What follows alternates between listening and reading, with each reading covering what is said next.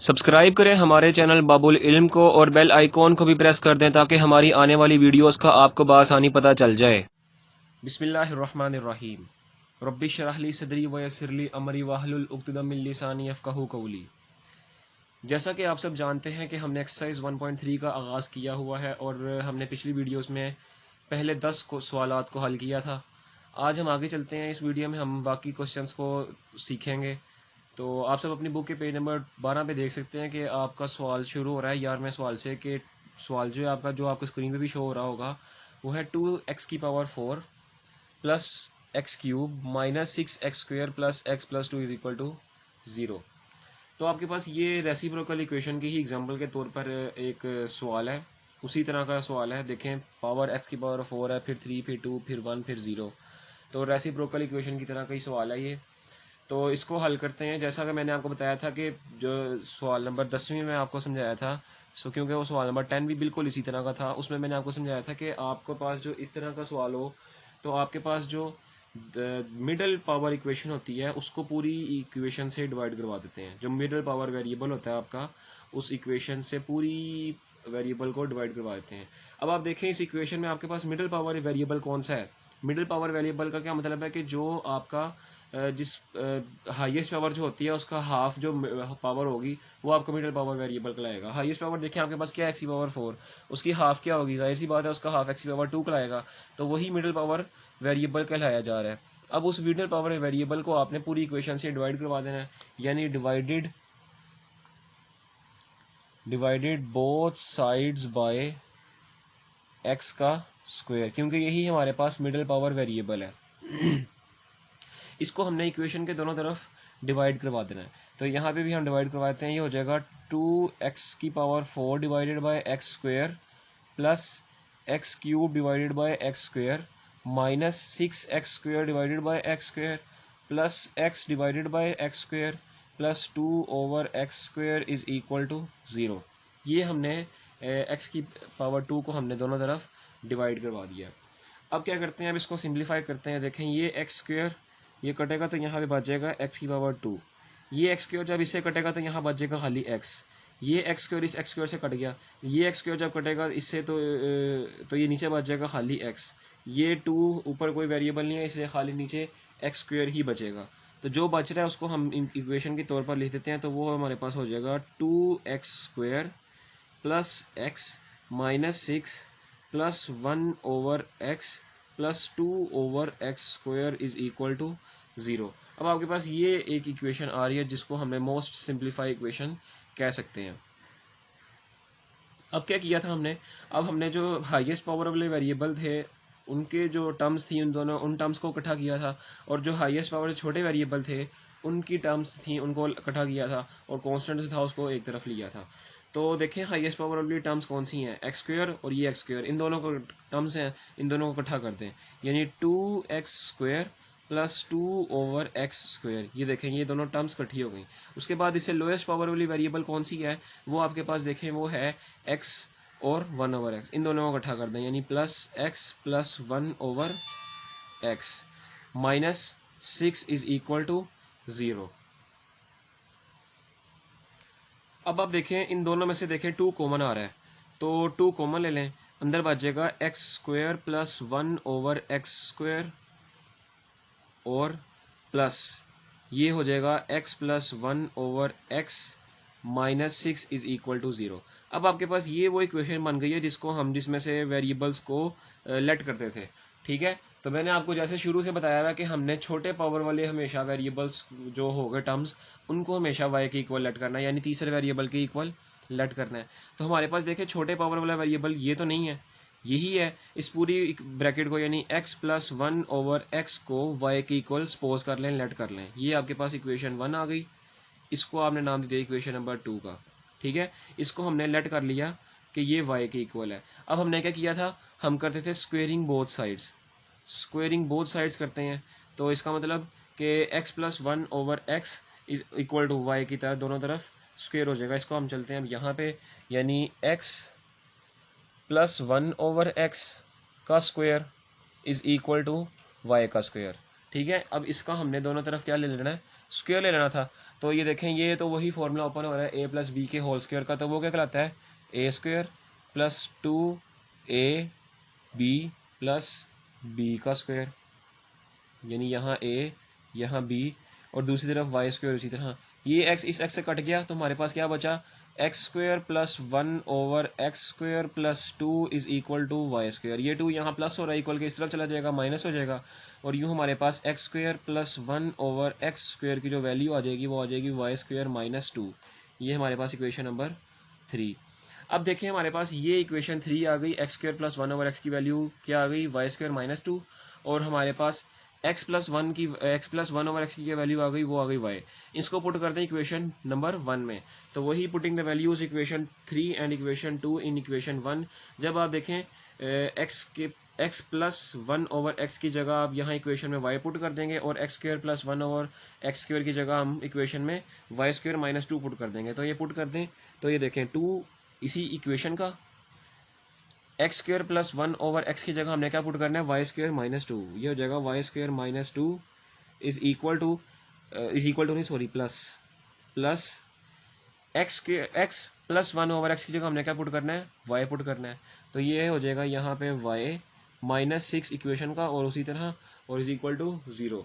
अब देखें ये 2 अंदर अप्लाई हो रहा है, तो ये हो जाएगा 2y² minus 4 plus y minus 6 is equal to 0।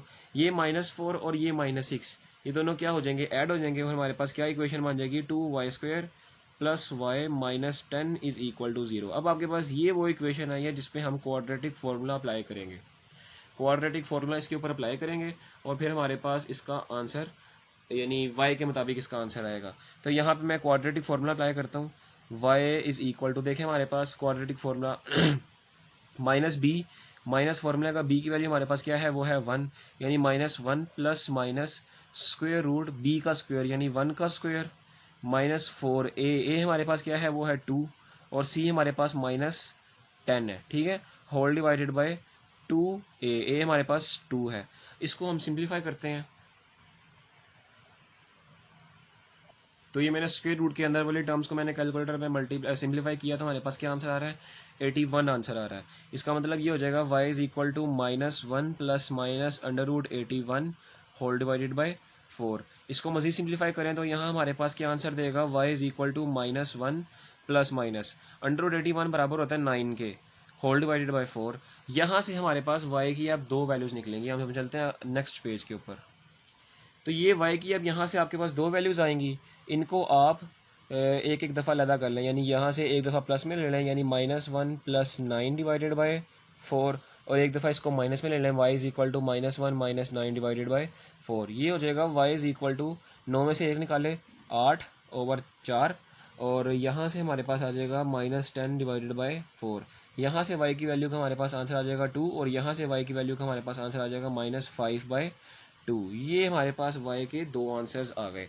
अब हमने देखना है, क्योंकि ये तो हमारे y के आंसर आए हैं और हमारे पास जो सवाल था वो तो वेरिएबल x के लिहाज से था, इसलिए हमें भी सोल्यूशन सेट में वेरिएबल x के लिहाज से ही आंसर चाहिए। तो क्या करेंगे हम, ये देखें y की वैल्यूज़ को हमने, आपकी मर्ज़ी है कि आप इक्वेशन 2 में पुट करना चाहें 2 में पुट कर दें, आपकी मर्ज़ी है आप इक्वेशन 3 में पुट करना चाहें इक्वेशन 3 में पुट कर दें, लेकिन मैं आपको ऑफर करूँगा कि आप इक्वेशन 2 में पुट करें, क्योंकि यहाँ पे हम इक्वेशन 2 में पुट करेंगे तो हमारे पास नई इक्वेशन आएगी, और अगर यहाँ पे हम पुट करेंगे तो हमारे पास यहाँ इक्वेशन पुट करने से हमारे पास क्वाड्रेटिक इक्वेशन आएगी, उसको सोल्व करना आसान होगा। जब हम यहाँ पुट करेंगे तो यहाँ पे हमारे पास क्वाड्रेटिक इक्वेशन नहीं आएगी, आप उसको करके देखिएगा, यहाँ पे पुट करके देखिएगा, जब हम इसका एलसीएम लेंगे तो यहाँ x की पावर 4 आंसर आ जाएगा। इसका मतलब वो क्वाड्रेटिक इक्वेशन नहीं रहेगी, तो उसको सोल्व करना आपको पता है आसान नहीं होगा। उसको सोल्व करने के लिए दोबारा आपको कोई ना कोई मेथड अपनाना पड़ेगा, क्योंकि ये मेथड हमने इसलिए अपनाया है क्योंकि हमारे पास यहाँ वेरिएबल की पावर 4 थी, हाईएस्ट पावर। तो वेरिएबल की हाईएस्ट पावर 4 को सोल्व करना हमारे लिए आसान नहीं होता, और हमने कोई ऐसा मेथड भी नहीं पढ़ा कि उसको डायरेक्ट अप्लाई करें तो उसको सोल्व करते हैं। हमने x की पावर 2 को वेरिएबल को पढ़ा है कि उसके 3 मेथड्स हैं, फैक्टराइजेशन, कंप्लीटिंग और क्वाड्रेटिक फार्मूला। इसलिए मैं आपको ऑफर करूंगा कि आपने हमेशा इक्वेशन में जो हमने लेट की होती है और उसमें जो हाईएस्ट पावर वाला वेरिएबल होता है उसमें आपने वैल्यूज पुट नहीं करनी, आपने हमेशा छोटे पावर वाली वेरिएबल जो हमने इक्वेशन पुट की है उसमें आपने वैल्यूज पुट करनी है, ताकि हमारे पास इक्वेशन जो है वो भी क्वाड्रेटिक इक्वेशन है। अब हम ये जो वैल्यूज हैं इसको इक्वेशन नंबर 2 में पुट कर देते हैं, यानी putting the value of this y equation 2, तो हमारे पास क्या बन जाएगी, x plus 1/x is equal to 2 बन जाएगा पुटिंग करने के बाद। तो यहाँ से आपके पास देखें, यहाँ पे हमारे पास लिया जाएगा एलसीएम, ठीक है। डायरेक्ट 1 ओवर या डायरेक्ट एक्स को उठा के आपने 2 से मल्टीप्लाई नहीं करवा देना, सबसे पहले इसका एलसीएम लिया जाएगा। तो इसका एलसीएम आएगा हमारे पास X square plus 1 is equal to 2, ये हमारे पास इसका एलसीएम आएगा। अब आपने एक्स को इक्वेशन यहाँ डिवाइड हो रही है, एक्स से डिवाइड हो रहा है, यहाँ पे इक्वल को सिर्फ 2 से मल्टीप्लाई हो जाएगा और हमारे पास जो इक्वेशन बनेगी वो बन जाएगी x square plus 1 is equal to 2x। अब इस इक्वेशन को रीअरेंज करें तो हमारे पास बन जाएगा एक्स स्क्वायर माइनस 2x, यानी ये 2x यहाँ प्लस और इक्वल की इधर आके माइनस हो जाएगा और प्लस 1 इज इक्वल टू 0। देखेंगे दोबारा आपके पास क्वाड्रेटिक इक्वेशन बन गई है। अब इस इक्वेशन को हमने मजीद सिंप्लीफाई करना है, तो यहाँ पे भी आप क्वाड्रेटिक फॉर्मूला अप्लाई कर दें, x is equal to minus B plus minus square root B का square minus 4ac over 2a। देखें b आपके पास क्या था, -2 था, यानी minus B plus minus B का स्क्वायर माइनस 4a हमारे पास क्या है, वो है 1 और c हमारे पास वो भी 1 है, ठीक है। तो ये हमने क्वाड्रेटिक फॉर्मूला अप्लाई कर दिया। इसको आप मजीद सिंप्लीफाई करते हैं, ये वही मैंने दोबारा कैलकुलेटर में स्क्वायर रूट के अंदर वाली टर्म्स को सिंप्लीफाई किया है, तो हमारे पास देखें 0 आंसर आ रहा है, ठीक है। इसका मतलब ये हो जाएगा x is equal to minus minus ये हो जाएगा plus, plus minus under root 0 divided by 2।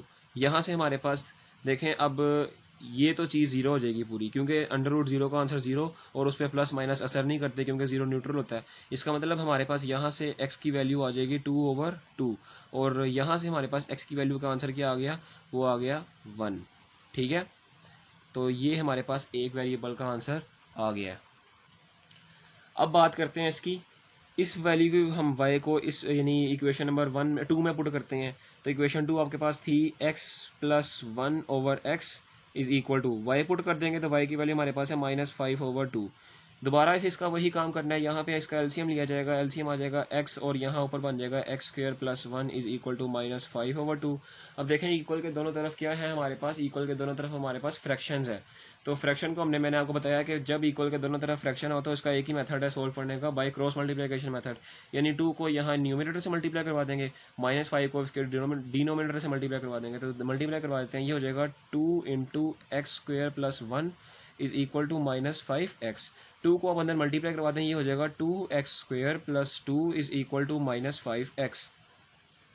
ये -5x यहाँ माइनस हो रहा है, इक्वल के इस तरफ आ जाएगा तो ये प्लस हो जाएगा और ये इक्वेशन बन जाएगी हमारे पास 2x square plus 5x plus 2 is equal to 0।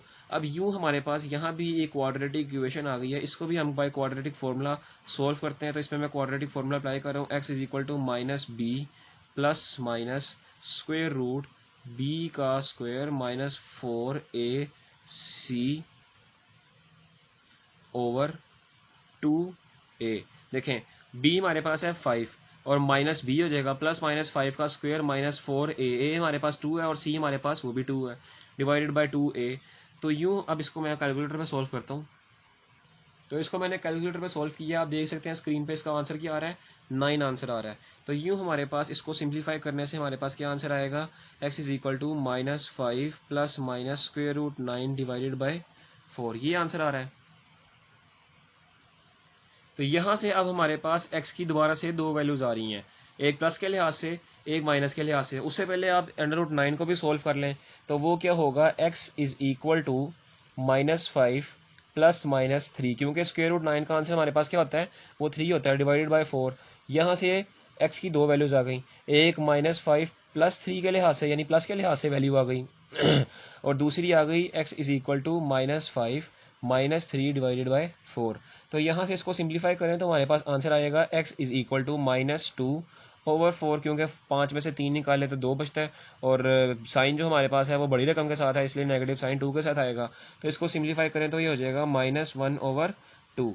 यहाँ से हमारे पास x की वैल्यू का आंसर आएगा, 5 में 3 जमा करें तो 8 यानी -8/4। तो यूँ हमारे पास आंसर क्या आ जाएगा, -2, क्योंकि 4 को 2 पे डिवाइड करेंगे तो -2 आ जाएगा, 4 को 2 से मल्टीप्लाई करेंगे तो 8 आ जाएगा और माइनस से करेंगे तो -2। यूँ हमारे पास x के दो वैल्यूज़ इस इक्वेशन के भी बन गए, ठीक है। तो एक x का आंसर ये रहा, एक x का आंसर हमारे पास रहा ये, और दूसरे x का हमारे पास आंसर ये रहा। तो यूँ हमारे पास जो सोल्यूशन सेट बनेगा, सोल्यूशन सेट हमारे पास क्या बनेगा, वो बन जाएगा हमारा, एक तो 1 बनेगा ये वाले के लिहाज से, दूसरा -1/2, तीसरा -2। ठीक है, तो ये हमारे पास सोल्यूशन सेट है और यही हमारा आंसर है। उम्मीद है आपको क्वेश्चन नंबर 11 समझ आया होगा। थोड़े लॉन्ग क्वेश्चन है लेकिन इनके नंबर है और ये नहायत इंपॉर्टेंट क्वेश्चंस हैं। अब ये जो अगला क्वेश्चन नंबर 12 है, ये भी लॉन्ग क्वेश्चन के लिहाज से बहुत इंपॉर्टेंट क्वेश्चन है और ये बहुत बार पेपर में आया भी हुआ है। अब हम चलते हैं क्वेश्चन नंबर 12 की तरफ। क्वेश्चन नंबर 12 जो है आपके पास वो है 4 पॉइंट। अब जो बच्चों को यहाँ पे मैंने आपको पहले बताया ना कि ये अहम क्वेश्चन है लॉन्ग क्वेश्चन के लिहाज से, तो ये 80% बच्चे गलत करके आते हैं। तो बच्चों को इसमें क्या प्रॉब्लम आती है, वो सबसे पहले तो प्रॉब्लम ये आती है कि वो इसको 4.2 समझ लेते हैं, यानी 4.2। तो ये मैं आपको बताया तो ये 4.2 नहीं है, ये 4.2 नहीं है। ये क्या है, ये असल में 4 को 2 की पावर 2x+1 के साथ मल्टीप्लाई कराया गया है। ठीक है, इसी तरह 9 भी ये 9.2 नहीं है, 9.2 है। ये 9 को 2 की पावर x से मल्टीप्लाई करवाया गया है। बात समझ लगी होगी आपको कि ये हमारे पास कोई इशारिये वाला सवाल नहीं है, ना ही हमारे पास कोई ये पूरी एक वैल्यू है। नहीं, 4 हमारे पास अलग वैल्यू है, 2 की पावर 2x+1 ही हमारे पास अलग वैल्यू है। इन दोनों को मल्टीप्लाई कराया गया है। ठीक है, इसी तरह 9 भी हमारे पास अलग वैल्यू है और 2 की पावर x भी हमारे पास अलग वैल्यू है। इन दोनों को भी मल्टीप्लाई करवाया गया है। बात समझ लगी है आपको? तो इसको कैसे सोल्व करेंगे, देखें। अब आपके पास इक्वेशन आपके पास कैसी आ गई है, ऐसी इक्वेशन जिसमें वेरिएबल आपके पास इक्वेशन पावर में चली जाए, तो उस इक्वेशन का क्या कहते हैं, उस इक्वेशन को कहते हैं एक एक्सपोनेंशियल इक्वेशन। तो इसका मतलब ये आपके पास एक्सपोनेंशियल इक्वेशन का सवाल आ गया है। ठीक है, तो इसको कैसे हल करेंगे, देखें। सिंपल आपने करना है कि आपके पास जो सवाल है उसमें आपको ये पता होना चाहिए सबसे पहले कि ये हमारे पास मल्टीप्लाई का सिंबल है, ये पॉइंट नहीं है हमारे पास। ठीक है, जब आपको ये पता चल जाएगा इसका मतलब आप आगे सवाल भी हल कर लेंगे। क्या करेंगे, सबसे पहले 4.2 की पावर 2x, देखें इसको मैं इस तरह लिख सकता हूँ 2 की पावर 2x। 4 को आप जरा भूल जाएं, ये 2 की पावर 2x को मैं इस तरह लिख सकता हूँ 2 की पावर 2x मल्टीप्लाई बाई 2 की पावर 1। इसको मैं इस तरह लिख सकता हूँ। जाहिर सी बात है मैं इसको इस तरह लिख सकता हूँ, क्योंकि क्यों लिख सकता हूँ, क्योंकि मैं इसको रफर में आपको समझाता हूँ। क्यों, अगर हमारे पास बेस सेम हो ना, ये मैं इस तरह लिख देता हूँ, बेस सेम हो और इसकी पावर मेरे पास 7x हो और इसकी पावर मेरे पास 8x हो, लेकिन हमारे पास अगर बेस सेम हो तो हमारी जो पावर होती हैं वो ऐड हो जाती हैं। ये आपको पता होना चाहिए। शर्त ये है कि हम वो दोनों वेरिएबल जो हैं अगर मल्टीप्लाई हो रहे हो। ठीक है, अगर दोनों वेरिएबल हमारे पास मल्टीप्लाई हो रहे हैं और उनकी बेस हमारे पास सेम हो, बेस से हमारे पास सेम हो, तो उनकी जो पावर्स होती हैं वो बेस हम उनको इकट्ठा कर लेते हैं और उनकी पावर जो होती है वो ऐड हो जाती हैं। ठीक है, यानी इसका आंसर क्या आएगा, इसका आंसर आएगा x 7x + 8x। ठीक है, बेशक पावर इस तरह भी हो, पावर की आप जैसे मर्जी हो, वो पावर्स हमारे पास ऐड हो जाती हैं। इसी तरह अगर ये पावर इस तरह ऐड हुई हैं, इसका मतलब कि ये इनकी बेस सेम थी तो ऐड हुई है ना। इसका मतलब अगर हमारे पास ये सवाल इस तरह का होता, खाली ये दिया होता हमारे पास x की पावर 7x + 8x², तो इसका मतलब मैं इस बेस को अलग-अलग करके भी इसको इस फॉर्म में लिख सकता था। तो यही काम मैंने यहाँ पे किया है कि हमारे पास बेस सेम है तो पावर्स ऐड करके उन्होंने लिखा हुआ है। हमने बेस को भी अलग कर लिया और पावर्स को भी अलग कर लिया। यही काम हमने यहाँ पे किया है। तो यही काम करके आगे हमारे पास क्या हो जाएगा, -9 मल्टीप्लाई बाई 2 की पावर x + 1 = 0। आपको आसान समझाने के लिए इसको मैं ब्रैकेट्स में लिख लेता हूँ ताकि आपको आसानी से समझ लगे कि ये हमारे पास अलग अलग वैल्यूज़ हैं, एक वैल्यू नहीं है। ठीक है, तो यूँ हमारे पास अब क्या हो जाएगा, ये देखें, ये 4 और ये 2 दोनों मल्टीप्लाई हो रहे हैं, तो 4 2 ज़र ये हो जाएगा 8 मल्टीप्लाई बाई 2 की पावर 2x -9 मल्टीप्लाई बाई 2 की पावर x + 1 = 0। अब ये हमारे पास सिंप्लीफाई इक्वेशन यहाँ तक हो गई है। इसको हम मजीद सिंप्लीफाई नहीं कर सकते, जैसे हमने इसको सिंप्लीफाई किया ना अभी तक कि पावर अलग कर, बेस अलग कर ली। इसको अब हम मजीद इस लिहाज से सिंप्लीफाई नहीं कर सकते। अब हम इसको क्या करेंगे, इसको हम लेट ही करेंगे किसी ना किसी वेरिएबल के लिहाज से, यानी इसको सपोज करेंगे, यानी सब्सटीट्यूशन होगी, सीधी सी बात है। तो मैंने आपको बताया था कि आपने वो वेरिएबल चुनना है जो वेरिएबल पावर के लिहाज से छोटा हो। ठीक है, ये जिस मर्जी लिहाज से वो वेरिएबल छोटा हो, पावर का कोई मायने नहीं रखता। आपने वो देखना है कि आपका वेरिएबल जिस मर्जी लिहाज से छोटा हो। तो आप देखें, ये वेरिएबल जो है ये छोटा है, नहीं। ये वेरिएबल छोटा है, जी हाँ। ये वेरिएबल देखें, ये सिंपल x है और ये वेरिएबल है 2x, तो इसका मतलब ये वेरिएबल हमारे पास छोटा है। आपके पास जो छोटा वेरिएबल होगा उसको आपने y के इक्वल लेट कर लेना है। अब आपने यहाँ देखें वेरिएबल को तो खाली लेट नहीं ना कर सकते क्योंकि वो तो x है, हम कैसे पावर को लेट कर सकते हैं क्योंकि वो पावर के अंदर है, इसलिए आप लेट करेंगे 2 की power x is equal to y. ठीक है, यानी आपने पूरा 2 की पावर y x को y के इक्वल लेट कर लेना है। इसको हम नाम दे देते हैं इक्वेशन नंबर 1 का, इसको नाम दे देते हैं इक्वेशन नंबर 2 का। अब क्या करते थे हम आगे, स्क्वेयरिंग बोथ साइड। ठीक है, तो दोनों तरफ हम स्क्वायर ले लेंगे तो ये हो जाएगा 2 की पावर x का square is equal to y का स्क्वायर। तो ये हमारे पास हो जाएगा 2 की power 2x is equal to y का स्क्वायर, और ये हमारे पास इक्वेशन 3 आ जाएगी। बाज बच्चे ये करते हैं जी कि यहाँ हमने 2 की पावर x का स्क्वायर लिया है, तो हमारे पास क्या आंसर आएगा जी, वो लिख बैठते हैं जी। हमारे पास ये आंसर आएगा कि अगर हम 2 की पावर x अगर हमारे पास है और उसका अगर हम स्क्वायर लेते हैं तो हमारे पास आंसर ये आएगा 2 की पावर x का स्क्वायर। और नहीं भाई, ये आंसर नहीं आएगा कि जब आपके पास ब्रैकेट होती है ना बाहर, और एक अंदर आपके पास वेरिएबल होता है पावर में और दूसरा आपके पास ब्रैकेट के बाहर पावर होती है, तो वो दोनों पावर्स होती हैं वो आपके पास मल्टीप्लाई हो जाती हैं। ठीक है, तो इसका मतलब ये आपके पास 2 को x से मल्टीप्लाई करवा देंगे और हमारे पास जो बन जाएगा वो बन जाएगा 2 इंटू 2 की पावर x। ठीक है, तो ये हमारे पास देखें जो हमने लेट किया वो y के इक्वल लेट किया और स्क्वायर करके हमारे पास जो आंसर आया वो ये आ गया। अब क्या करेंगे हम, इक्वेशन में देखें आपके पास 2 की पावर जहां x आ रही होगी वहां आप y पुट कर दें, और 2 की पावर 2x जहां आ रही होगी वहां आप y स्क्वायर पुट कर दें। तो पुट कर देते हैं, putting the values equation 3 and equation 2 in equation 1। ये क्या हो जाएगा 8, उसी तरह। ठीक है, 2 की पावर 2x उसकी जगह हम क्या पुट कर देंगे y स्क्वायर। ठीक है, माइनस 9 उसी तरह, 2 की पावर x उसकी जगह हम क्या पुट कर देंगे y plus 1 is equal to 0। तो ये आपके पास सिंप्लीफाई होके आपके पास जो इक्वेशन बनेगी वेरिएबल y के लिहाज से वो ये बन जाएगी। ठीक है, अब आप देखें इसके ऊपर क्वाड्रेटिक फॉर्मूला अप्लाई करते हैं। इसके ऊपर आप क्वाड्रेटिक फॉर्मूला अप्लाई करते हैं, ये हमारे पास हो जाएगा y is equal to minus B plus minus square root B का स्क्वायर यानी माइनस 9 का स्क्वायर माइनस 4a। ए हमारे पास क्या है वो है 8 और c हमारे पास क्या है वो है 1 डिवाइडेड बाई 2a यानी 2 मल्टीप्लाई बाई 8। ये हमने क्वाड्रेटिक फॉर्मूला अप्लाई कर दिया। इसको मजीद सिंप्लीफाई करते हैं, y इज इक्वल टू ये माइनस माइनस हो जाएगा plus, plus minus square root, इसको हम सिंप्लीफाई करते हैं कैलकुलेटर पे। तो ये मैंने कैलकुलेटर पे सोल्व किया, इसका आंसर हमारे पास क्या आ गया, आंसर आया 49 डिवाइडेड बाई 8 2 ज़ार 16। तो ये हमारे पास यूँ इसको देखें, इसको मजीद सिंप्लीफाई करें तो ये हो जाएगा 9 प्लस माइनस √49 हमारे पास किसके आंसर आता है, वो आता है 7 के बराबर आता है और डिवाइडेड बाय 16। यूँ आपके पास y के दो आंसर्स आ रहे हैं, एक प्लस के लिहाज से और एक माइनस के लिहाज से। इनको अलग अलग करते हैं। एक y का आंसर हम ले लेते हैं प्लस के लिहाज से, यानी y is equal to 9 plus 7 divided by 16, और एक y का आंसर ले लेते हैं हम नेगेटिव के लिहाज से, यानी y is equal to 9 minus 7 divided by 16। इसको देखें आप प्लस करें 9 प्लस 7 तो ये हमारे पास क्या आंसर देगा 16 ही आंसर आएगा, y is equal to 16 over 16। तो यहाँ से y का आंसर आ जाएगा 1। ठीक है, और यहाँ से 9 में से 7 निकालें तो हमारे पास 2 आंसर आता है और ये हो जाएगा 2 ओवर 16, और यहाँ से हमारे पास y का आंसर क्या आएगा 1 ओवर 8। तो यूँ हमारे पास y के दो आंसर्स आ रहे हैं, एक आ रहा है y इज इक्वल टू 1 और दूसरा आ रहा है y is equal to 1 over 8। अब आप देखें ये दोनों वैल्यूज़ को हमने y के लिहाज से आंसर निकाला है, हमें चाहिए x वेरिएबल के लिहाज से।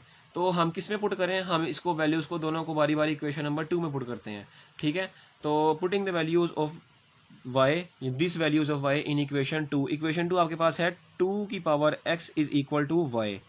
तो एक पुट करते हैं, y की जगह 1 पुट करें, 2 की power x is equal to 1। ठीक है, और यहाँ पे हमारे पास क्या आंसर आ जाएगा देखें। अब इसको आपने पॉइंट को गौर से समझना है।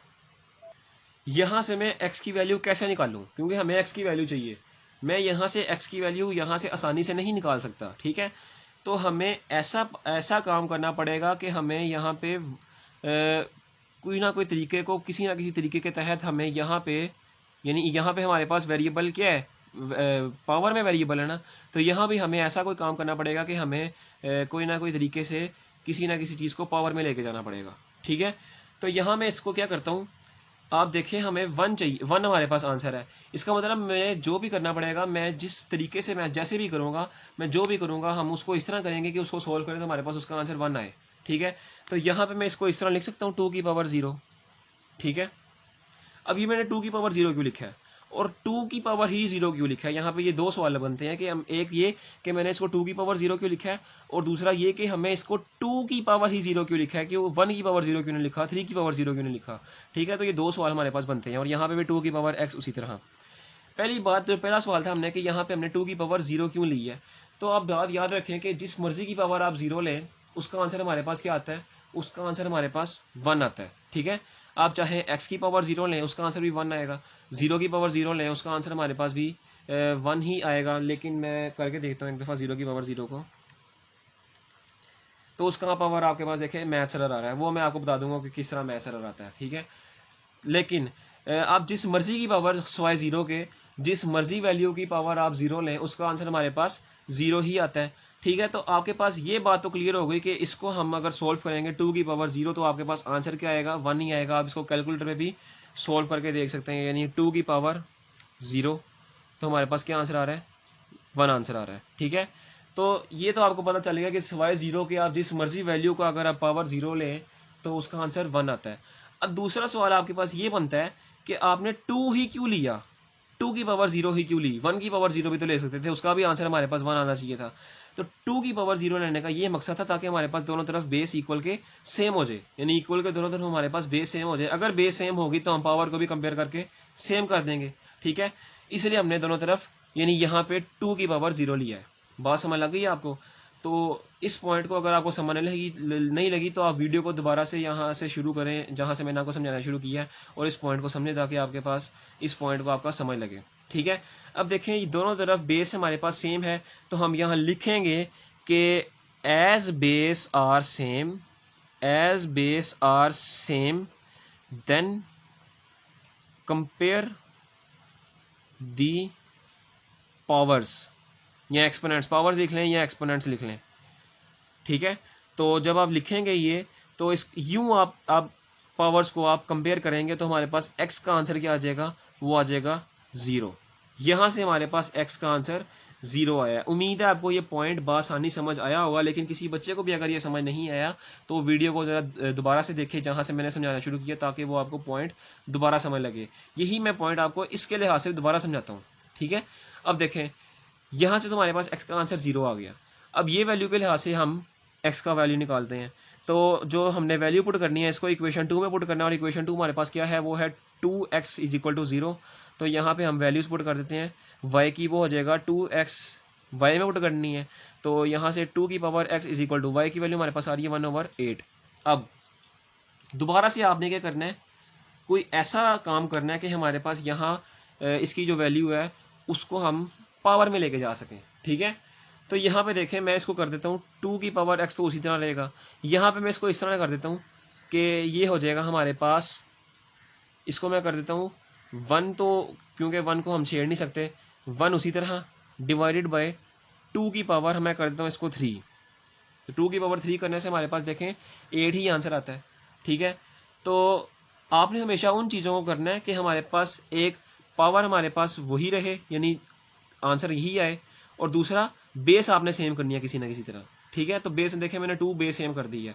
अब ये 2 की पावर 3 यहाँ नीचे प्लस में इसकी पावर आ रही है। जब आपको पता है कि जब पावर को हम यानी फ्रैक्शन से डिनोमिनेटर से अगर पावर को डिनोमिनेटर से अगर वैल्यू को न्यूमिनेटर में लेके जाते हैं तो पावर अगर पॉजिटिव है तो वो नेगेटिव हो जाती है, अगर नेगेटिव है तो वो पॉजिटिव हो जाती है, और अगर न्यूमिनेटर से अगर हम नीचे लेके आए तब भी यही काम होता है। तो मैं इसको क्या करता हूँ, पावर ये वैल्यू डिनोमिनेटर में 2 की पावर 3 है इसको ऊपर ले जाते हैं न्यूमिनेटर में, तो इसका मतलब ये हो जाएगा 2 की पावर -3, ठीक है।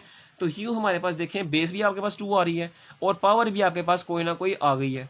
यूँ आप देखें वही काम आपने as base are same then compare the powers, यहाँ भी आपने ये वैल्यू ये लाइन लिखनी है, और यूँ आपने x की पावर को यानी यहाँ x की पावर और यहाँ 2 की पावर 3 को -3 को कंपेयर कर लेंगे और हमारे पास x का आंसर क्या आ जाएगा, वो आ जाएगा -3, ठीक है। तो यूँ आपके पास x के 2 आंसर आ जाएंगे, एक आंसर आएगा सोल्यूशन सेट में आप लिखेंगे, एक आंसर आएगा 0 और दूसरा आंसर आपके पास आएगा -3, और यही हमारा रिक्वायर्ड सोल्यूशन सेट है, यही हमारा रिक्वायर्ड आंसर है। उम्मीद है आपको ये पॉइंट भी समझ आया होगा, लेकिन मैं आपको बार बार कह रहा हूँ अगर किसी बच्चे को ये पॉइंट समझ नहीं आता तो वो मुझसे पूछ ले। मैं आपको हर वीडियो के आखिर में अपना व्हाट्सएप नंबर देता हूँ, वो मुझसे पूछ ले, लेकिन मुझसे पूछने से पहले आप वीडियो को दोबारा से रिज्यूम करें और देखें कि आपके पास ये जहाँ से मैंने इसको समझाना शुरू किया इस पॉइंट को, वहाँ से आप इसको दोबारा समझें। और अगर नहीं समझ आती तो फिर दोबारा समझें, 2-3 दफ़ा आप समझें कम से कम। अगर फिर भी समझ नहीं आती तो फिर आप मुझसे मेरे व्हाट्सएप नंबर पर पूछ सकते हैं। अब हम चलते हैं क्वेश्चन नंबर 13 की तरफ। क्वेश्चन नंबर 13 आपके पास है 3 की power 2x plus 2 is equal to 12 multiply by 3 की पावर x माइनस 3। ये हमारे पास 13 क्वेश्चन है, ठीक है। तो आप यहाँ भी जहन में रखें कि ये हमारे पास जो पॉइंट है ये असल में पॉइंट इशारिये वाला पॉइंट नहीं है, ये डेसिमल वाला पॉइंट नहीं है, ये हमारे पास मल्टीप्लाई वाला सिंबल है, ठीक है। तो पहली बात मैं आपको ये बता दूं कि मैंने जो इतने क्वेश्चन करवा रहा हूँ ये 14-15 मिनट का जो लास्ट क्वेश्चन है आपके, यानी 11वें से लेकर 16 तक, ये 14 मिनट का क्वेश्चन इसलिए बन रहा है ताकि आपको एक एक पॉइंट समझाऊँ, ठीक है। ये वीडियो इसलिए लंबी बन रही है ताकि आपको एक एक पॉइंट समझाया जाए, ठीक है। तो आपसे गुजारिश है कि आप इस सवालों को पूरा समझें और गौर से समझें इन सवालों को, क्योंकि ये सवाल पेपर पॉइंट ऑफ व्यू के लिहाज से बहुत अहम सवाल है और ये लॉन्ग क्वेश्चन आता है हर दफ़ा। अगर आपको पता हो, आपका कोई बड़ा भाई या बड़ी बहन आपके पढ़ के गई हो, तो उससे पूछ लीजिएगा कि ये जो पेपर के लिहाज से आपकी जो स्कीम बनती है उसमें जो क्वेश्चन नंबर 5 का ए पार्ट होता है, यानी लॉन्ग क्वेश्चन आपका यही होता है ना, क्वेश्चन नंबर 5 का ए पार्ट और बी पार्ट। तो ए पार्ट आपका हमेशा चैप्टर नंबर 1 से आता है और इन्हीं एक्सरसाइज में से आता है, ठीक है। तो अगर बाज़ दफ़ा अगर कोई एग्जामिनर अच्छा हो, यानी उसने आसान पेपर सेटअप किया हो, तो वो एक्सरसाइज 1.2 में से भी क्वेश्चन दे सकता है, एक्सरसाइज 1.1 से भी दे सकता है। लेकिन ज़्यादातर जो लॉन्ग क्वेश्चन आपके पास आते हैं वो एक्सरसाइज 1.3 में से और एक्सरसाइज 1.4 में से आते हैं। तो इन इक्वेशंस को, इन चैप्टर्स को आपने आसानी से समझना है और बिल्कुल गौर से समझना, ताकि आपके पास लॉन्ग क्वेश्चन के लिहाज से आपका इन चैप्टर्स की, इन एक्सरसाइजेस की बिल्कुल अच्छी तैयारी हो। अब हम चलते हैं सवाल की तरफ। देखें, दोबारा से मैं आपको वही बता रहा हूँ। देखें, 3 की पावर 2x प्लस 2 है, इसका मतलब आपके पास ये दोनों बेसिस उसकी सेम थी तो इकट्ठा करके उन्होंने पावर्स पे ऐड किया ना। तो इन दोनों बेसिस को हम अलग अलग कर लेते हैं, यानी ये हो जाएगा 3 की पावर 2x मल्टीप्लाई बाय 3 की power 2 is equal to 12 multiply by 3 की पावर x माइनस 3, ठीक है। इस तरह ही था तो उन्होंने अलग अलग किया ना, यानी अब यहाँ पे बेस सेम है तो पावर्स ऐड हो जाएंगी तो वही चीज़ बन जाएगी। इसका मतलब ये चीज़ें अलग अलग थी तो उन्होंने इकट्ठी की थी ना, हमने इनको क्या किया, हमने इनको अलग अलग कर लिया। अब क्या करेंगे, अब देखें ये हो जाएगा 3 की पावर 2x मल्टीप्लाई बाय 3 की पावर 2, यानी 3 का स्क्वायर हमारे पास क्या आंसर आता है 9 is equal to 12 multiply by 3 की पावर x इज माइनस 3, ठीक है। तो अब क्या करेंगे हम, अब देखें आपके पास इसको नाम देते हैं इक्वेशन नंबर 1 का, ठीक है। तो जो हमारे पास छोटे पावर वाला वेरिएबल है वो आपके पास क्या है, वही आपको नजर आ रहा है x।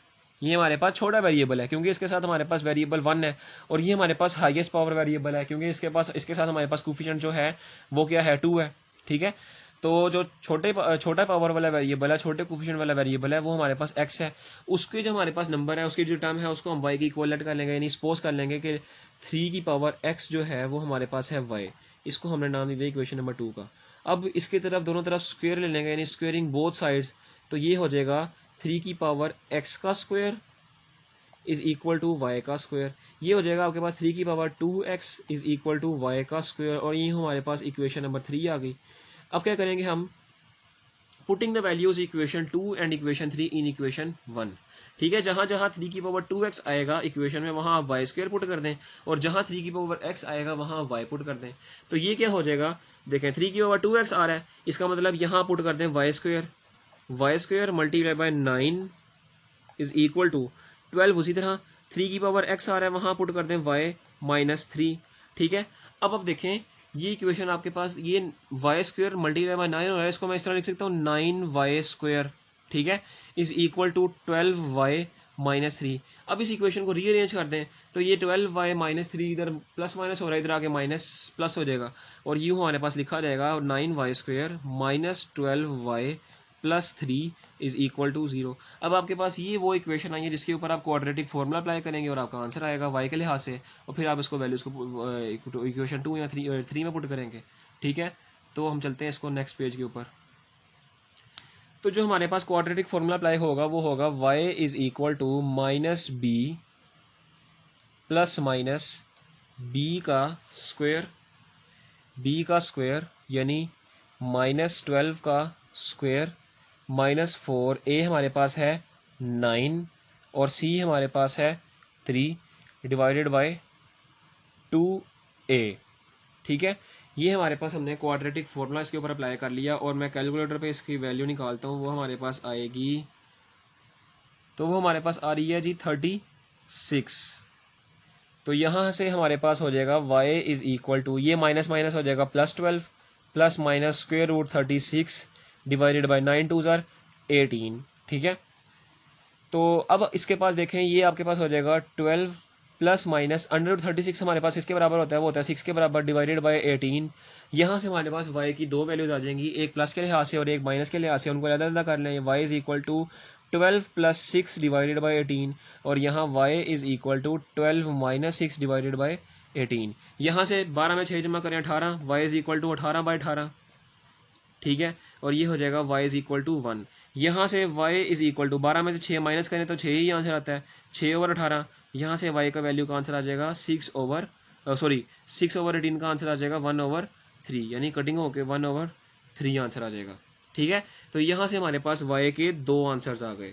अब क्या करेंगे, अब इनको इक्वेशन y के दोनों वैल्यूज को हम बारी बारी इक्वेशन, आपकी मर्जी, आप इक्वेशन 2 में पुट करना चाहिए इक्वेशन 2 में पुट कर दें, 3 में पुट करना चाहिए इक्वेशन 3 में पुट कर दें।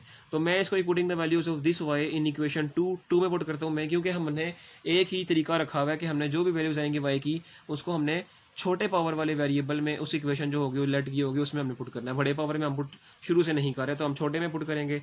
तो छोटे में पुट करें तो हमारे पास क्या आंसर आएगा, putting the value of y, ये आप लिखेंगे कि इन इक्वेशन 2, तो यूँ हमारे पास आएगा 3 की power x is equal to y की जगह हम पुट कर देते हैं 1, ठीक है। तो वही आपके पास दोबारा पीछे वाले का तरह बन रहा है। अब पीछे देखें, हमने वेरिएबल हमारे पास देखें, यहाँ पीछे वाले सवाल में आप देख सकते हैं कि हमारे पास बेस 2 बन रही थी, तो हमने 2 की पावर 0 ले ली। अब देखिए हमारे पास यहाँ 3 बेस बन रही है, तो यहाँ पे हम 3 की पावर 0 लेंगे, यानी 3 की पावर x उसी तरह, और यहाँ 3 की पावर 0 लेंगे, ठीक है। तो 3 की पावर 0 लेने से हमारे पास आंसर तो 1 आएगा, तो बेस भी हमारे पास सेम है, इसका मतलब पावर्स हमारे पास कंपेयर हो जाएंगी हमारे। तो कंपेयर द पावर्स, अब वही वैल्यू जो लाइन जो हमने पीछे लिखी थी कि हमारे पास as the base are same then compare the exponents, ठीक है। तो हमारे पास क्या आंसर आएगा, x is equal to 0 answer आ जाएगा। यूँ हमारे पास x का एक आंसर आ गया, x इक्वल टू 0। तो अब हमारे पास जो इस इक्वेशन में पुट किया था, अब यूँ हमारे पास वैल्यू, ये y की वैल्यू इक्वेशन 2 में पुट करते हैं। तो इक्वेशन 2 आपके पास है 3 की power x is equal to y की जगह हम वैल्यू पुट करते हैं 1/3 की, ठीक है। तो अब देखें, इससे पहले वाला जो सवाल में था, हमने किया था 3, जो हमारे पास बन रहा था वो बन रहा था 8, 1/8 बन रहा था, और हमने क्या किया था जी, 2 की पावर 3 ले ली थी। क्यों हमने 2 की पावर 3 ली थी, क्योंकि हमारे पास बेस हमारे पास इस तरह की थी कि हम उसको पावर बना लेते। अब हमारे पास यहाँ देखिए बेस हमारे पास ऑलरेडी सेम आ रही हैं, इसका मतलब पावर हमें बनाने की जरूरत नहीं पड़ेगी। तो यहाँ पे 3 की पावर क्या है 1, वो जब ऊपर जाएगी न्यूमरेटर में तो वो हो जाएगी -1। तो यूँ हमारे पास 3 की power x is equal to 3 की पावर -1 हो जाएगा।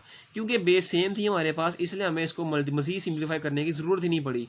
तो ये हो जाएगा, देखें बेस सेम है तो वही पावर्स हम कंपेयर कर लेंगे, एक्सपोनेंट कंपेयर कर लेंगे, तो यूँ हमारे पास x का यहाँ से आंसर आ जाएगा x इज इक्वल टू -1। तो यूँ हमारे पास दोबारा से x के दो वैल्यूज आ गए, एक वैल्यू आ गई 0 और दूसरी वैल्यू आ गई हमारे पास -1। तो यहाँ से हमारे पास जो सोल्यूशन सेट निकलेगा वो आएगा, एक तो आएगा 0 और दूसरा आएगा -1, और यही हमारा रिक्वायर्ड सोल्यूशन सेट है, यही हमारा रिक्वायर्ड आंसर है। उम्मीद है आपको ये सवाल भी समझ आया होगा। अब हम चलते हैं क्वेश्चन नंबर 14 की तरफ। क्वेश्चन नंबर 14 हमारे पास है 2 की power x plus 64 multiply by 2 की पावर -x और -20 इज इक्वल टू 0। अब आपके पास ये क्वेश्चन देखें, वही सारा क्वेश्चन है, एक्सपोनेंशियल इक्वेशंस वाला क्वेश्चन है। तो अब देखें, इसमें हमारे पास मजीद कोई ऐसी चीज़ नहीं है पावर में कि उसको हम अलग कर सकें, जैसे हमने पीछे किया था ना पावर, क्योंकि हमारे पास पावर में हमारे पास प्लस माइनस हो रहा था, इसलिए हमने बेस को अलग अलग कर लिया, ठीक है। तो यहाँ पे हमारे पास तो पावर में कोई चीज़ प्लस नहीं हो रही, इसलिए हम डायरेक्टली तौर पर इसको लेट करेंगे पावर को, कि लेट 2 की power x is equal to y, ठीक है। हमने डायरेक्टली तौर पर लेट कर लिया कि 2 की पावर x हमारे पास y के बराबर है। फिर ऊपर वाली जो इक्वेशन है उसको नाम दे दिया इक्वेशन नंबर 1 का, और नीचे वाले को नाम दे दिया इक्वेशन नंबर 2 का, ठीक है। तो अब क्या करेंगे, अब देखें हमारे पास एक वेरिएबल तो प्लस के लिहाज से और दूसरा वेरिएबल माइनस के लिहाज से पावर में देखें, तो क्या करेंगे, अब लिखेंगे कि apply -1 on power on both sides, या add power on both sides, आप जो मर्जी लिखें, ठीक है।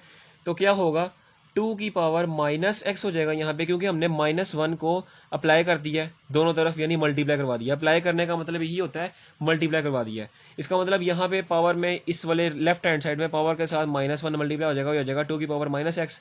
और इस तरफ जो हमारे पास y की पावर 1 थी यहाँ पे, तो इसके साथ अगर हम -1 मल्टीप्लाई कर देंगे तो हो जाएगा -1, और यूँ हमारे पास इसका नाम दे देंगे इक्वेशन नंबर 3 का। तो अब देखें हमारे पास टू की पावर x के लिहाज वाला वेरिएबल भी हमने लेट कर लिया, और टू की पावर -x के लिहाज वाला भी वेरिएबल हमने लेट कर लिया। तो हम क्या करेंगे, putting the values equation 3 and equation 2 in equation 1।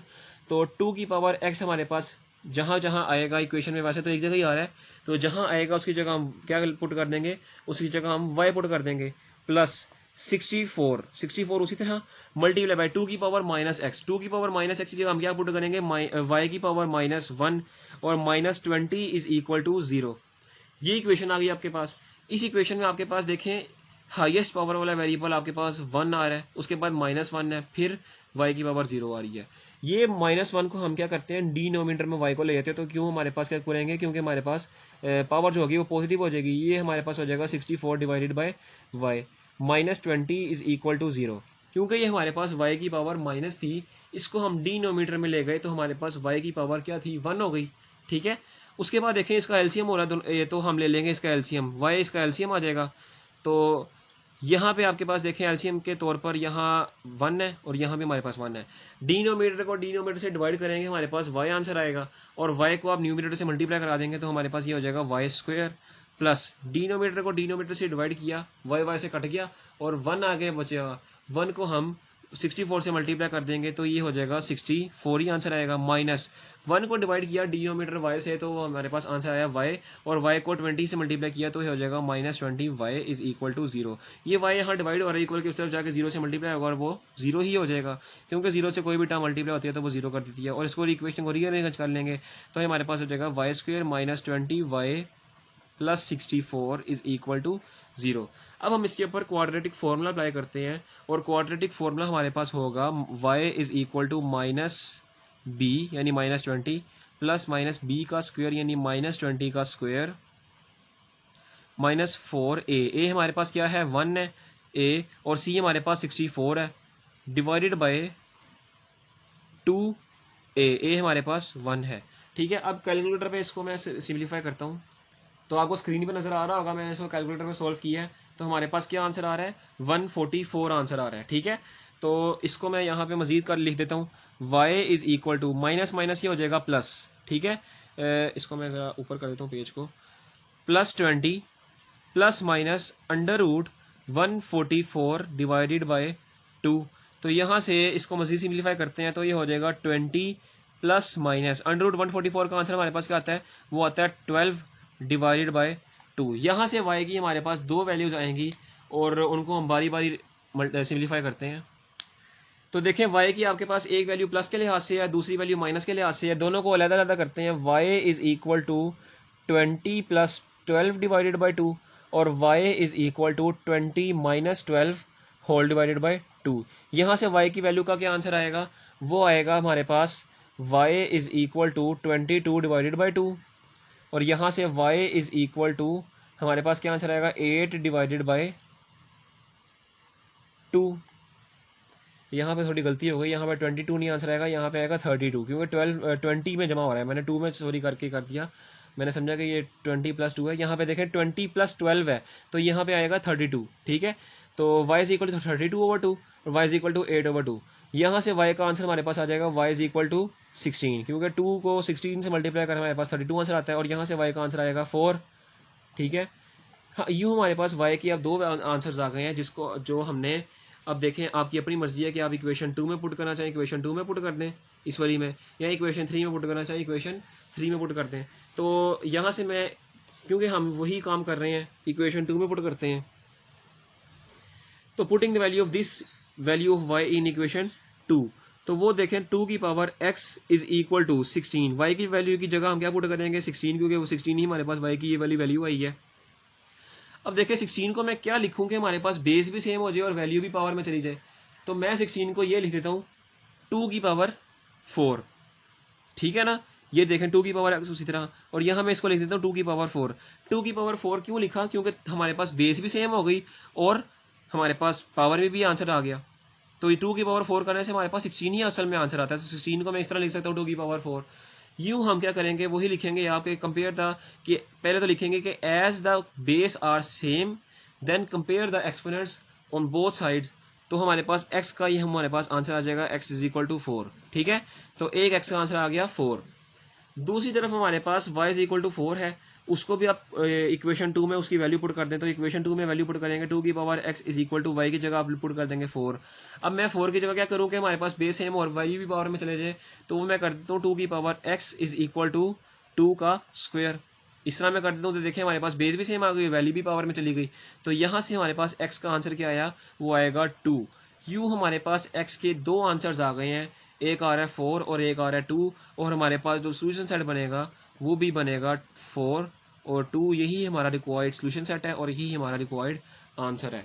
उम्मीद है आपको क्वेश्चन नंबर 14 भी समझ आया होगा। अब हम चलते हैं second last question of this exercise, question number 15 की तरफ। क्वेश्चन नंबर 15 आपके पास देखें है x plus 1 multiply by x plus 3 multiply by x minus 5 multiply by x minus 7 is equal to 192। देखिए आपके पास चार फैक्टर्स दिए हुए अलग अलग, हर एक डिफरेंट फैक्टर है, और ये जो दो लास्ट क्वेश्चन है ये आपके पास दोनों डिफरेंट हैं। और इस एक्सरसाइज के बल्कि पूरी जहाँ से हमने पढ़ना शुरू किया उस पूरी जितने भी हमारे पास इक्वेशन नहीं है उन तमाम इक्वेशन से डिफरेंट 3 क्वेश्चन हैं। ठीक है, और इस एक्सरसाइज के भी लाजमी तौर पर देखें डिफरेंट क्वेश्चन हैं। अब इसको कैसे कंपेयर करें? लाजमी तो नहीं ना कि अगर हम इसको मल्टीप्लाई करवाएं तो हमारे पास देखें 1 2 3 4 मल्टीप्लाई करवाएंगे तो हमारे पास x की हाईएस्ट पावर 4 बन जाएगी, लेकिन 4 के बाद हमारे पास 3 भी आएगी, 2 भी आएगी, 1 भी आएगी, 0 भी आएगी। तो देखें x की पावर 4 के बाद x की पावर 3 को सोल्व करना देखें हमारे पास मुश्किल रहा है।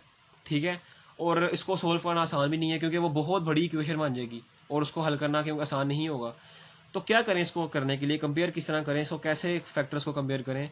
तो इसका एक तरीका है, देखें आपके पास जो फैक्टर्स है उसमें आपके पास जो न्यूमेरिकल वैल्यूज है, जो आपके पास कांस्टेंट वैल्यूज हैं, उनको आपने देखना है। देखिए जैसे हमारे पास ये मैं रफ वर्क में लिख रहा हूँ, हमारे पास फैक्टर देखिए हमारे पास एक है x प्लस 1, दूसरा फैक्टर हमारे पास है x प्लस 3, तीसरा फैक्टर हमारे पास x माइनस 5, चौथा फैक्टर हमारे पास है x माइनस 7। ठीक है, ये हमारे पास चार फैक्टर्स हैं। अब इन चारों फैक्टर्स को आपने देखना है कि इनमें जो न्यूमेरिकल वैल्यूज हैं, जो हमारे पास कांस्टेंट वैल्यूज हैं, वो क्या आ रही है? इसमें 1 आ रही है, इसमें 3 आ रही है, इसमें -5 है, इसमें -7 है। इन वैल्यूज को आपने, कांस्टेंट वैल्यूज को, मैं आपको बार बार बता रहा हूँ, कांस्टेंट वैल्यूज को आपने क्या करना है, सिंप्लीफाई करना है। अगर कांस्टेंट वैल्यू जिसमें आपके पास ये देखें, एक वैल्यू में लेता हूँ 1, दूसरी लेता हूँ 4, तो इसको आपने क्या करना है, सॉरी पहली वैल्यू लिया हमने 1, दूसरी वैल्यू हमारे पास है 3, इसको आप प्लस करें रफ वर्क में, 1 + 3 क्या आंसर आ रहा है 4।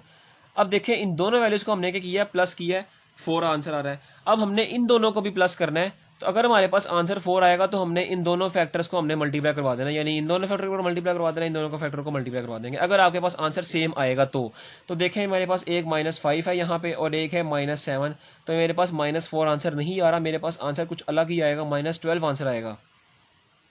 ठीक है, तो मेरे पास 4 आंसर नहीं आ रहा, इसका मतलब कि हम इन दोनों फैक्टर्स को मल्टीप्लाई नहीं करवा सकते। तो कहने का मकसद ये है कि हमने उस वक्त उन दोनों फैक्टर्स को मल्टीप्लाई करवाना है, उन दो फैक्टर्स को मल्टीप्लाई करवाना है कि जब हमारे पास उन दोनों के कॉन्स्टेंट्स को प्लस करें तो हमारे पास दोनों फैक्टर्स के सेम आंसर आए। तो देखें 1 को 3 से किया तो हमारे पास 4 आंसर आ रहा है, प्लस किया तो 5 को 7 से प्लस किया तो -12 आंसर आ रहा है। इसका मतलब ये दोनों फैक्टर और ये दोनों फैक्टर के आंसर हमारे पास सेम नहीं आ रहे प्लस करने से, इसका मतलब इन दोनों फैक्टर्स को मल्टीप्लाई नहीं करवा सकते। तो मैं क्या करता हूँ, इस वाले फैक्टर को और इस वाले फैक्टर को ले लेते हैं, यानी 1 -5 ले लेते हैं, हमारे पास आंसर क्या आ रहा है -4।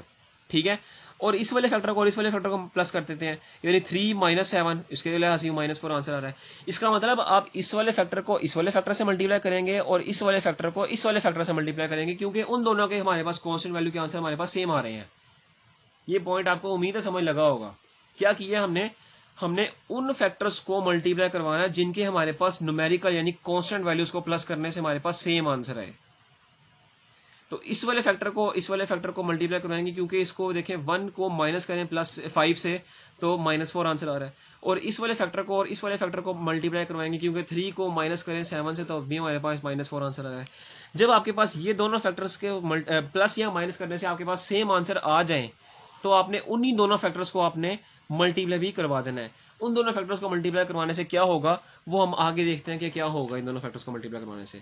यानी x+3 को x-5 से मल्टीप्लाई करवा देंगे। इनको मैं इस तरह लिखता हूँ, x+1 को x-5 से मल्टीप्लाई करवा दिया, ठीक है, और x+3 को x-7 से, सॉरी यहाँ माइनस है, x-7 से मल्टीप्लाई करवा दिया, और हम बाकी बच गया 192, ठीक है। इसको मल्टीप्लाई करवा दिया तो हमारे पास क्या बचा, बाकी तो कुछ नहीं बचा अभी फिलहाल। देखें, इसको मल्टीप्लाई करवाएं दोनों फैक्टर्स को, तो हमारे पास क्या होगा, x² - 4x - 5, ठीक है, यानी x+1 और x-5 को मल्टीप्लाई किया तो हमारे पास ये आंसर आया।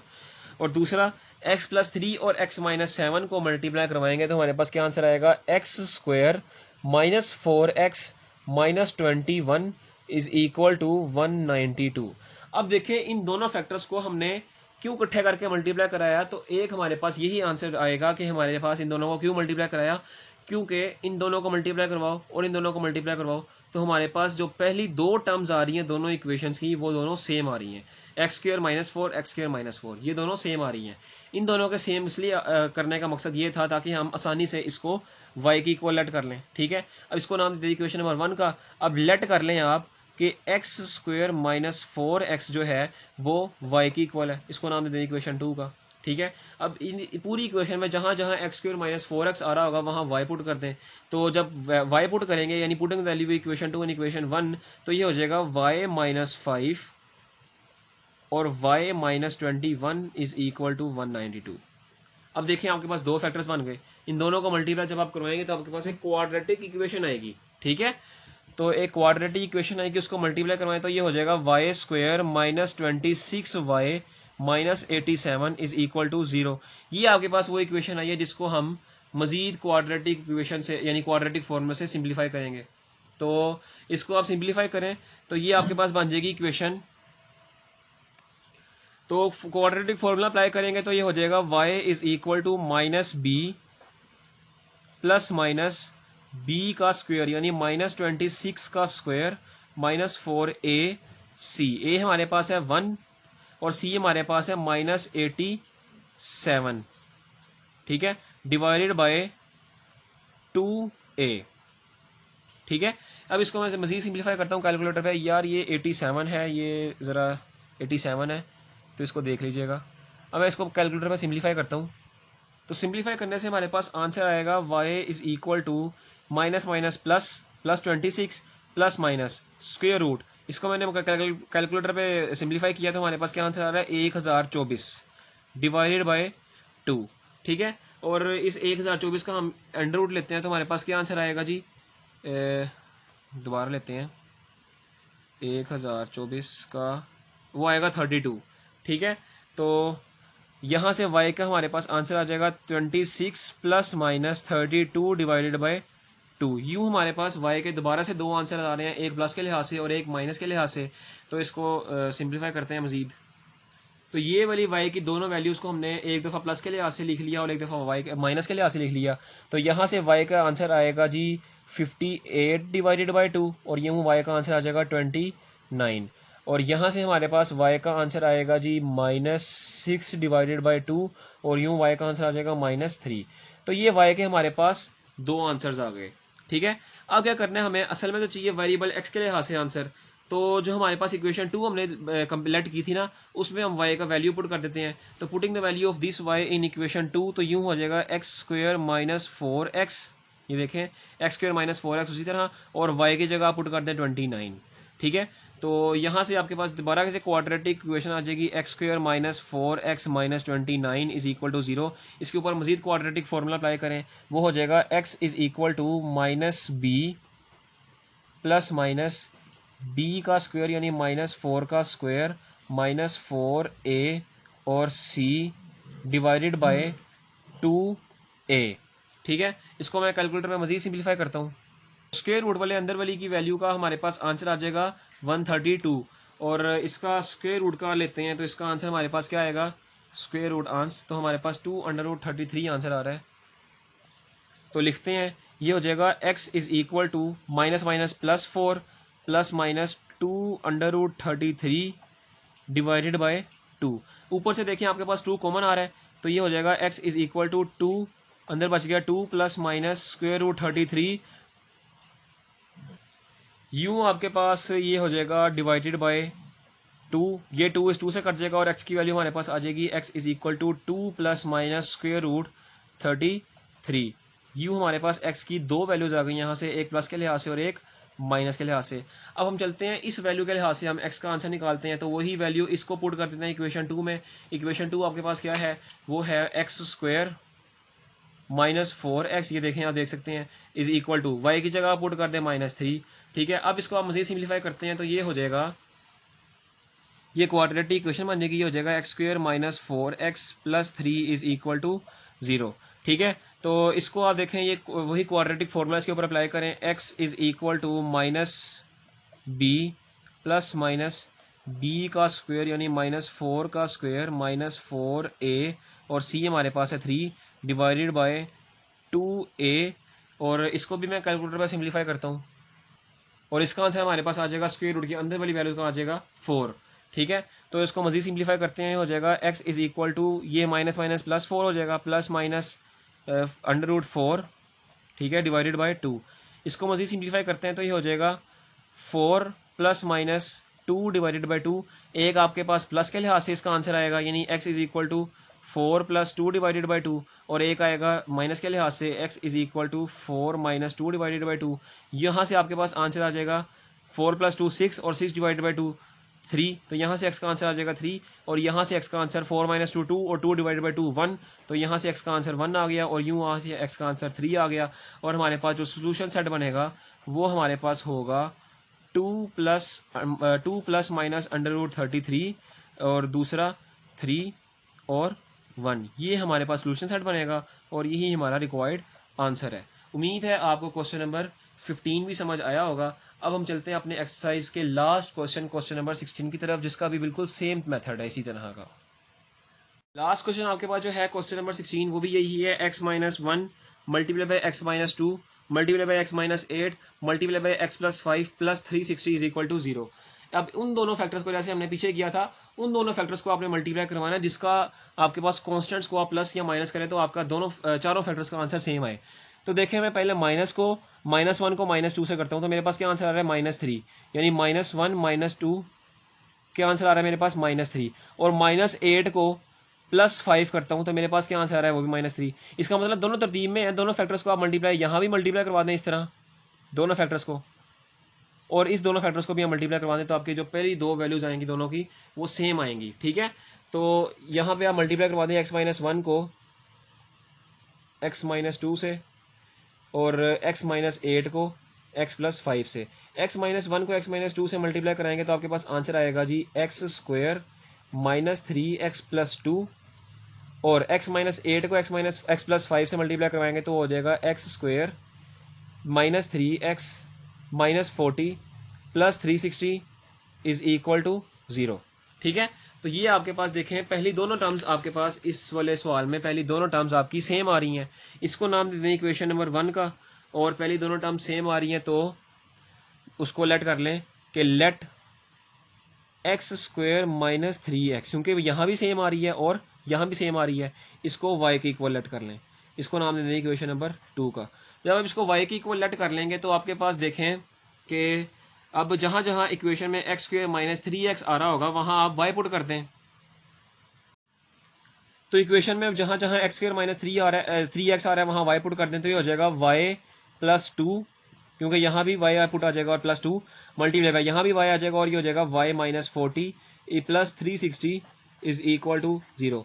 इन दोनों फैक्टर्स को जब मल्टीप्लाई करवाएंगे तो आपके पास क्या आंसर आएगा, आपके पास आंसर आएगा y² -38y -80 plus 360 is equal to 0।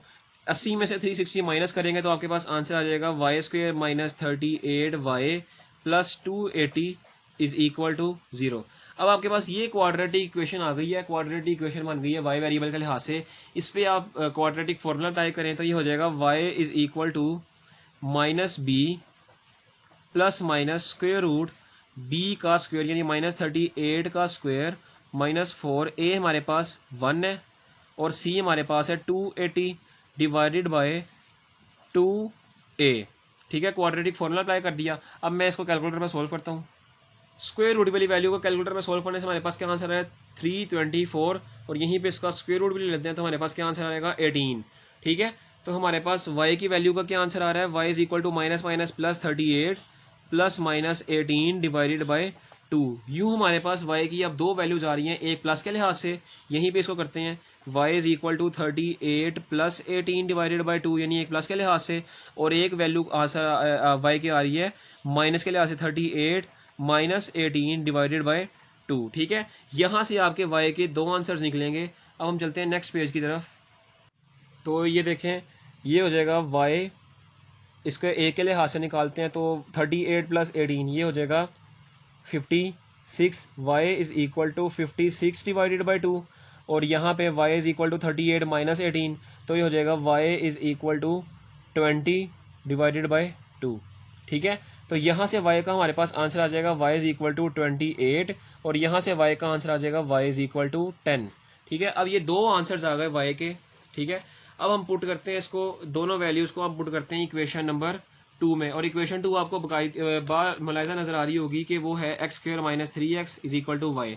तो इसमें वैल्यूज़ पुट कर देते हैं y की। तो एक दफ़ा वैल्यू पुट की तो वो हो जाएगा x square minus 3x is equal to y की जगह पुट करते हैं 28। ठीक है, क्योंकि y का आंसर हमारे पास 28 आया है। और दूसरी तरफ भी आप पुट करते हैं x square minus 3x, y की वैल्यू अब यहाँ पुट करते हैं 10 क्योंकि यहाँ पे y का आंसर 10 आया है। अब आप इसको देखें, दोबारा से आपके पास दो इक्वेशंस आ गई हैं और दोनों क्वाड्रेटिक इक्वेशंस आई हैं। तो दोनों पे आप बारी बारी क्वाड्रेटिक फॉर्मूला अप्लाई करेंगे। तो इस पे आप सबसे पहले क्वाड्रेटिक फॉर्मूला अप्लाई करेंगे, हो जाएगा x is equal to minus B plus minus under root B का स्क्वायर यानी -3 का स्क्वायर -4। a हमारे पास 1 है और c हमारे पास है -28। क्योंकि ये इसको मैं इस तरह लिख सकता हूँ x square minus 3x minus 28 is equal to 0। ठीक है, तो c हमारे पास आ रहा है -28 डिवाइडेड बाय 2a। ठीक है, इसको कैलकुलेटर में मैं सिंप्लीफाई करता हूँ तो स्क्वायर रूट के अंदर जो वैल्यू आ रही है उसका आंसर आ रहा है 121 यानी अंडर रूट 121, और यहीं पे इसका मैं स्क्वायर रूट ले लेता हूँ तो मेरे पास आंसर आएगा 11।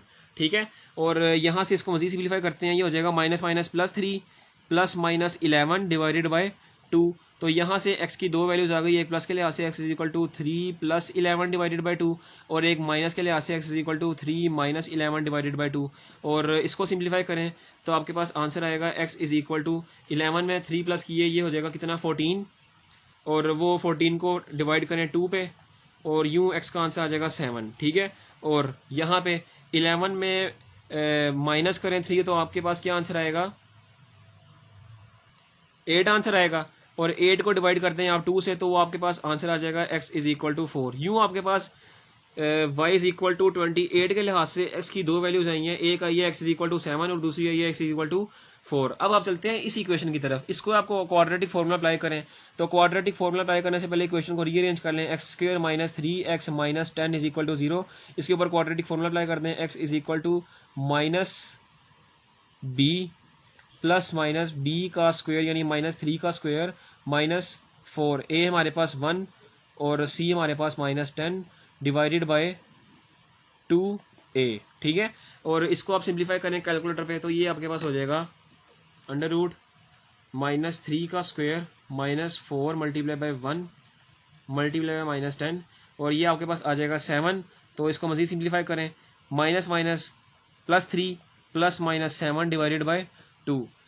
दो वैल्यूज आ रही हैं, एक प्लस के लिहाज से एक माइनस के लिहाज से, अलग-अलग कर लें। x is equal to 3 plus 7 divided by 2 और यहाँ से x is equal to 3 minus 7 divided by 2। ये आपका आंसर आ जाएगा x इज इक्वल टू 10/2 और ये आपका आंसर आएगा x इज इक्वल टू -4/2 और यहाँ से आपके पास x का आंसर आ जाएगा 5 और यहाँ से आपके पास x का आंसर आ जाएगा -2 आएगा, -2 आंसर आ जाएगा। ठीक है, और यूँ आपके पास x के 4 आंसर आ गए और सोल्यूशन सेट आपके पास क्या बनेगा, सोल्यूशन सेट भी आपके पास यही बनेगा 7, 4, 5 और -2। ये आपका सोल्यूशन सेट है और यही आपका रिक्वायर्ड आंसर है। उम्मीद है आपको क्वेश्चन बासानी समझ लगे होंगे पूरे, और अगर आपको किसी को समझ नहीं लगती तो आप मेरे व्हाट्सएप नंबर पर रब्ता करें। अगली वीडियो में आप एक्सरसाइज 1.4 शुरू करेंगे हम, और उसमें मुलाकात होगी। अल्लाह हाफिज़। उम्मीद है कि आप सबको मेरा आज का ये लेक्चर समझ आया होगा, पर फिर भी किसी बच्चे को कोई बात समझ नहीं आई तो वो मुझसे मेरे व्हाट्सएप नंबर पर रब्ता करके पूछ ले, मैं आपको आपके सवालों के जवाब दिया करूँगा। अगली वीडियो में फिर मुलाकात होगी, तब तक के लिए इजाज़त दीजिए। अल्लाह हाफिज़।